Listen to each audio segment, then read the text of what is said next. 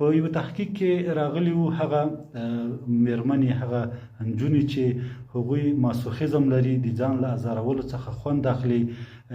دوی معمولا له بدرنګو خلکو سره ودونه کوي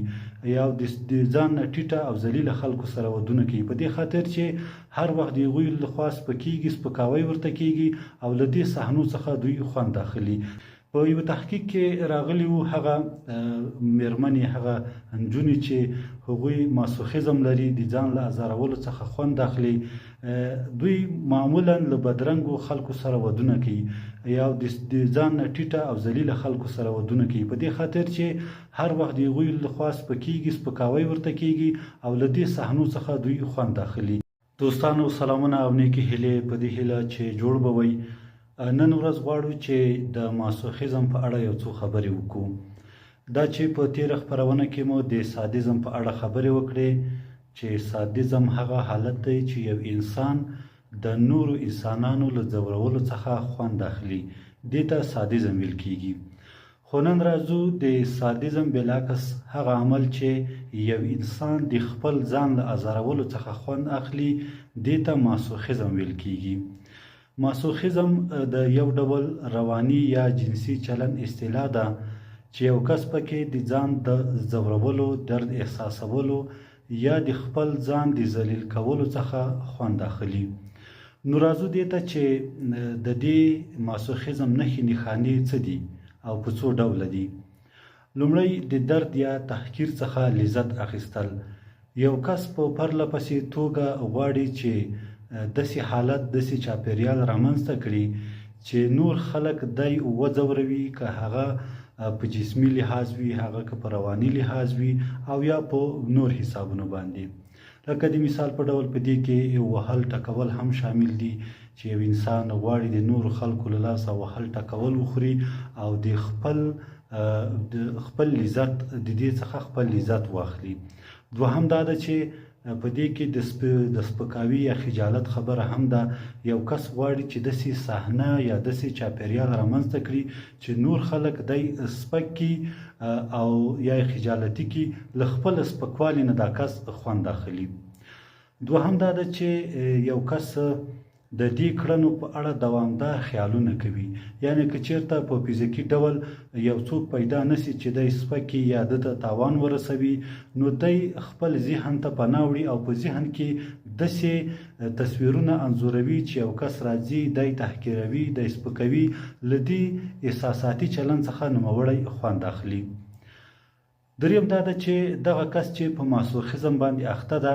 د دې کړنو لپاره عملی هڅې کول یو شخص په شعوري توګه غواړي چې یو څو کسان داسې کسان ځان ته پیدا کړي چې دی وځوروي دی ورټي له هغه ځورولو او رټلو څخه دی خوند واخلي بله دا ده چې د دې چلندونو دوام مثال په ډول یو کس نن وځورید نن د خپل ځور څخه خوند واخیست سبا بیا هڅه کوي د بلې ورځ کې بیا هڅه کوي او په دوامداره توګه غواړي چې دغه عمل ځان ته پیدا کړي پنځم د ځان ارزښت ټیټوالی د شخص ممکن د ځان په اړه منفي احساس ولري او د درد او د ځان درد یا سزا وړ ځان وګڼي یا کس غواړي چې په ټولنه کې تر ټولو سپک او ذلیل انسان دی ده نو په همدې خاطر چې دی سپک ذلیل او تر نورو ټیټ ده نو باید په همدې مقابل کې دی ځان وځوروي او د دې ځور څخه دی خوند واخلي بله دا ده چې د ماسوخیزم په جنسي اړیکو کې د ماسوخیزم راڅرګندېدل دي دغه اصطلاح په لومړي ځل هم په جنسي اړیکو کې پیدا شوه چې یو څنګه کولی شي د خپل ځان څخه د ازارولو څخه خوند واخلي په جنسي اړیکو کې هم دغه شخص ورته عمل کوي یو شخص چې د نور سره جنسي اړیکې ساتي نو غواړي چې د مقابل لوري څخه ډیر زیات تحقیر ترلاسه کړي د جنسي اړیکو په وخت کې سپکاوی ترلاسه کړي وهل ټکول ترلاسه کړي نو د دې څخه دغه شخص خوند اخلي په یو تحقیق کې راغلی وو هغه میرمنې هغه نجونې چې هغوی ماسوخیزم لري د ځان له ازارولو څخه خوند اخلي دوی معمولا له بدرنګو خلکو سره ودونه کوي یا د ځان نه ټیټه او ذلیله خلکو سره ودونه کوي په دې خاطر چې هر وخت د هغوی لخوا سپکیږي سپکاوی ورته کیږي او له دې صحنو څخه دوی خوند اخلي په یو تحقیق کې راغلی وو هغه میرمنې هغه نجونې چې هغوی ماسوخیزم لري د ځان له ازارولو څخه خوند اخلي دوی معمولا له بدرنګو خلکو سره ودونه کوي یا د ځان نه ټیټه او ذلیله خلکو سره ودونه کوي په دې خاطر چې هر وخت د هغوی لخوا سپکیږي سپکاوی ورته کیږي او له دې صحنو څخه دوی خوند اخلي په یو تحقیق کې راغلی وو هغه میرمنې هغه نجونې چې هغوی ماسوخیزم لري د ځان له ازارولو څخه خوند اخلي دوی معمولا له بدرنګو خلکو سره ودونه کوي یا د ځان نه ټیټه او ذلیله خلکو سره ودونه کوي په دې خاطر چې هر وخت د هغوی لخوا سپکیږي سپکاوی ورته کیږي او له دې صحنو څخه دوی خوند اخلي دا هم په دې ترتیب کیږي اوس راځو دې ته چې د ماسوخیزم ډولونه په څو دي څو ډوله ماسوخیزم ده مخکې مو هم ویل چې لومړی ډول ماسوخیزم هغه سیکسوال ماسوخیزم ده یعنی جنسي ماسوخیزم ده چې مخکې مو رڼا په واچوله چې د جنسي اړیکو په وخت کې رامنځته کیږي دویم ذهني یا احساساتي ماسوخیزم ده یو شخص د رواني تحقیر یا سپکاوي څخه لذت اخلي لکه په دوامداره ډول په اړیکو کې ځان ته زیان رسول یا نور دوستانو تاسې به داسې کسان لیدلی وي چې هغه ډیر قرضداری وي هغه په بازار کې سوال کوي هغه مثال په ډول یا نور داسې کارونه کوي چې یو انسان ته نه ده پکار یو څېړنه کې راغلی و چې دغه ډول انسانان چې دي سوالګر دي په بازار کې سوال کوي ډیری چې دي سوال ته ضرورت نه لري خو دا چې د نورو خلکو څخه دوی تحقیر کیږي له نورو خلکو څخه دوی سپکې سپورې اوري په همدې خاطر سوال ته مخه کوي ترڅو د ځان سپکاوی له نورو خلکو څخه وګوري دریم فزیکی ماسوخیزم ده په دې کې لکه څنګه چې له نوم نه څرګندېږي یو کس لکه څوک چې ووهي زخمي کي یا یې وسوځوي له دې حالت څخه نوموړی خوند اخلي بل ډول ماسوخیزم چې ده هغه ټولنیز ماسوخیزم ده یو کس په شعوري ډول ځان ته دا ډول حالت رامنځته کوي چې په ټولنه کې د نورو خلکو لخوا په هغه ملنډې ووهل شي په هغه باندې ټوکې وسي په هغه باندې تمسخر وسي له دې حالت نه یو د ماسوخیز کس استفاده کوي او د ځان د ازارولو لپاره ترې ګټه اخلي شپږم چې دا خفیف یا ورځنی ماسوخیزم ده یو کس راځي په ژوند کې چې کوم کاروبار کوي په هغه کې له اندازې نه زیات کاروبار کوي د مثال په ډول یو څوک به تر 4 بجو پورې کار کوي شاید دی د 6 بجو پورې وکړي دی د خپل دغه ستړي کار څخه ځان ته آزار ورکوي او له دې لارې څخه خوند اخلي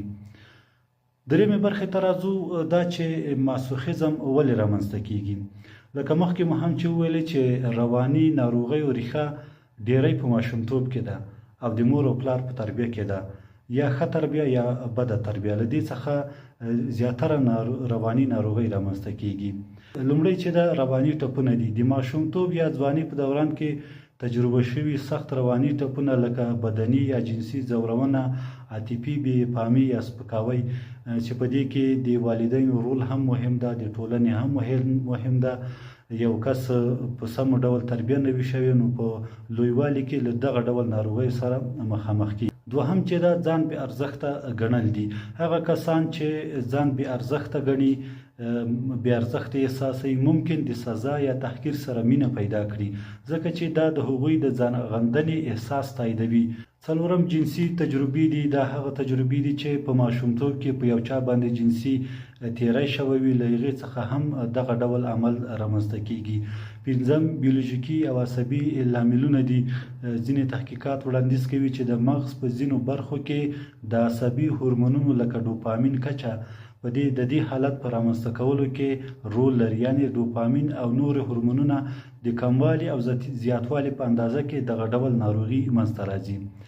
شپږم چې دا ټولنیز او کلتوري اغیز ده په ځینو کلتورونو کې تحقیر یا سپکاوی د پیداکارۍ یا قربانۍ نښه ګڼل کیږي او دا چلن کولی شي په شعوري یا غیر شعوري ډول ماسوخیزم ته وده ورکړي یعنې یو کس راځي یا څو کسان راځي په یو کس باندې ریشخند وایي هغه سپکوي هغه مقابل لوری بیا بیرته تشویقوي چې پلانی ډیر ښه انسان ده د دې سپکاوي په مقابل کې هیڅ غږ نه کوي یعنې د دې څخه هم شاید دغه ناروغي را پیدا شي ذهني اختلالات یا رواني ناروغۍ دي ډیری ذهني ناروغۍ د نورو ناروغیو څخه رامنځته کیږي، لکه د مثال په ډول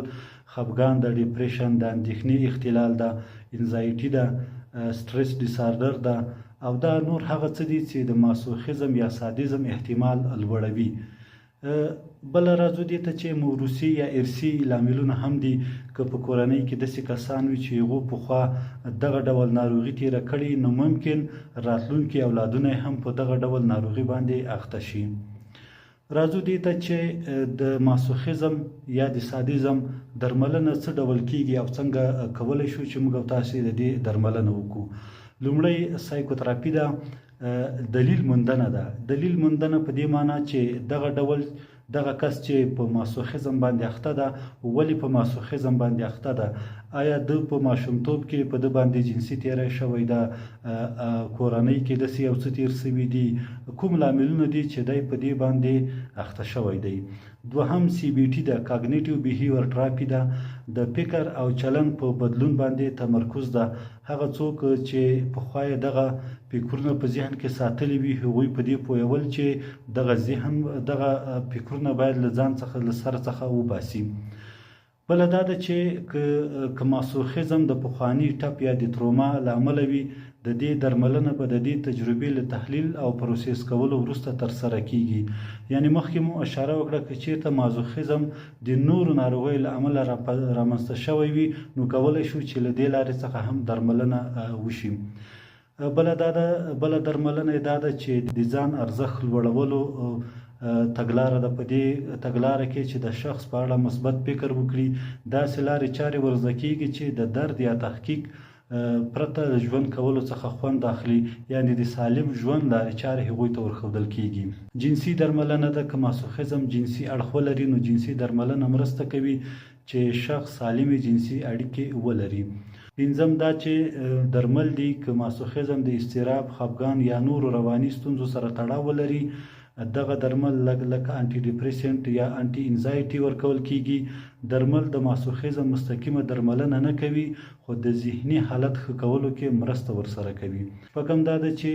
د چلن بدلون روزنه ده. شخص ته داسې لارې چارې ورزده کول کیږي چې د درد یا تحقیر پرته د ژوند سالم بدیلونه پیدا کړي. مثبت تقویه ده، په دې کې کارول کیږي چې د صحتمند چلن هڅونه وکړي. اووم د ژوند د طرز بدلون ده. رواني فشار کمول دي. د ذهني فشار او اضطراب کمولو لپاره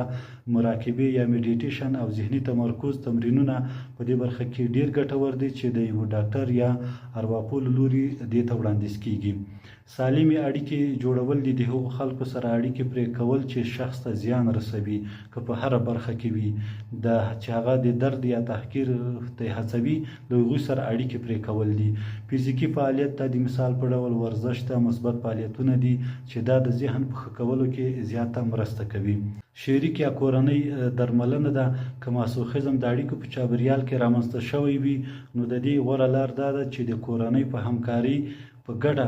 د ناروغۍ ته د حل لاره وکتل سي، او هغه چلندونه چې یو ناروغ انسان پخوا لرل، هغه ته مثبت بدلونونه ورکړل شي او کس له ناروغۍ څخه وساتل شي. نو درنو دوستانو، دا و د ماسوخیزم په اړه یو څو خبرې چې له تاسو سره شریک کړې. که چیرې تاسې خدای مه کړه په خپل ځان کې دا نښې ګورئ یا په بل چا کې دا نښې ګورئ، نو کولی شئ چې دې ته د یوه ناروغي د ناروغ په سترګه وګورئ او د دې کس د ذهن په بدلون کې مرسته وکړئ. نو ډیره زیاته مننه. کور وده. درنو لیدونکو، د ارواپوهنې او علمي معلوماتو لپاره زموږ چینل سبسکرایب کړئ. ارواپوهنه او علمي معلوماتو چینل ستاسې په ژوند کې مثبت بدلون راولي.